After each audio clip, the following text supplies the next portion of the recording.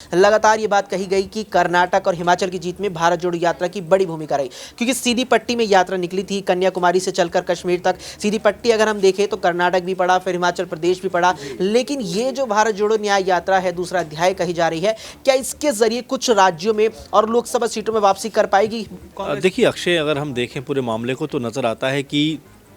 2019 में कांग्रेस के पास इन 15 राज्यों में तकरीबन 14-15 के आसपास सीटें मिलती हैं और बीजेपी को देखें तो एक प्रचंड जीत उनको हासिल होती है। तो ऐसे में क्या कांग्रेस पार्टी वाकई मुकाबला कर पाएगी, क्या वाकई बीजेपी को टक्कर दे पाएगी और क्या वाकई राहुल गांधी की ये जो यात्रा शुरू हुई है 15 स्टेट में, क्या उनके लिए एक बार फिर संजीवनी साबित होगी कि एक बार फिर से कांग्रेस पार्टी के अंदर वो जो कह सकते हैं प्राण फूंकने में कामयाब हो पाएंगे, क्योंकि लगातार कोशिश हो रही है बट फिर भी कोई बहुत बेहतर रिजल्ट सामने नहीं आ रहा। भारत जोड़ो की बात करें हम, उस समय भी ऐसा लगा कि बहुत ज़्यादा इम्पैक्ट क्रिएट होगा और पाँचों राज्यों में एक तरीके से बीजेपी का सुपड़ा साफ हो जाएगा, लेकिन वैसा कुछ हुआ नहीं, बल्कि उल्टा कांग्रेस पार्टी को नुकसान हो गया कि जो 2 राज्य उनके पास थे वो भी उनके पास से चले गए। तो ये कहना है कि उनकी यात्रा से बहुत फ़र्क पड़ने वाला है, मुझे ऐसा नहीं लगता। लेकिन हाँ, ये ज़रूर है कि अपने आप को लोगों के बीच बनाए रखने के लिए इस तरह की यात्रा का बहुत की ज़रूरत भी है, अहमियत भी है। और ये बात कहीं ना कहीं राहुल गांधी और तमाम जो उनके लोग हैं वो समझ रहे हैं कि राहुल गांधी को ही अगर इस समय हम लेके चलेंगे तो शायद हमारे लिए कुछ बेनिफिट हो जाए, क्योंकि राहुल गांधी भले ही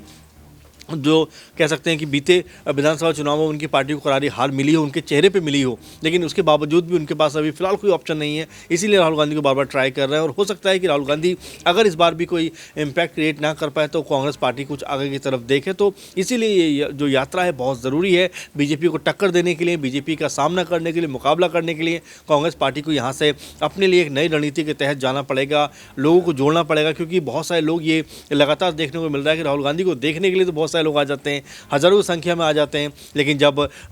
वोट देने का नंबर आता है तो कहीं ना कहीं पीछे छूट जाते हैं। आपको याद होगा जिस तरह से भारी बारिश में भी राहुल गांधी ने भाषण दिया था, उनकी तस्वीर सोशल मीडिया पर हर जगह वायरल हुई थी, लेकिन उसके बावजूद भी उनके पास में उतने वोट नहीं आए जिससे वो एक माहौल बदल सकें या बीजेपी के लिए एक चुनौती साबित कर सकें। इसीलिए इस यात्रा को लेकर एक अलग तरह का मिशन मुझे लगता है कांग्रेस पार्टी ने ज़रूर बनाया होगा कि उससे उनको कितना फ़ायदा होना चाहिए। लेकिन साथ में जिस तरह 22 जनवरी को राम मंदिर का उद्घाटन है, राम मंदिर में प्राण प्रतिष्ठा का जो प्रोग्राम है उसका जो कह सकते हैं शुरुआत है, तो ऐसे में न्याय यात्रा को कितनी मीडिया कवरेज मिलेगी, कितनी चर्चा उसकी होगी, वो बहुत ज़्यादा ज़रूरी है। क्योंकि अभी भी आप देखें तो मीडिया में एक सूनापन है राहुल गांधी को लेकर, उनकी यात्रा को लेकर। जब कल से यात्रा जो हम देखते हैं कि यात्रा शुरू होने वाली है, लेकिन उसके बावजूद भी अभी तक उनके बारे में कोई महत्वपूर्ण जानकारी, इन्फॉर्मेशन शेयर नहीं हो रही मीडिया के द्वारा। ये मेरे ख्याल से बहुत ज़्यादा उनके लिए परेशानी का सबब है, क्योंकि मीडिया से बहुत सपोर्ट राहुल गांधी या कांग्रेस पार्टी को नहीं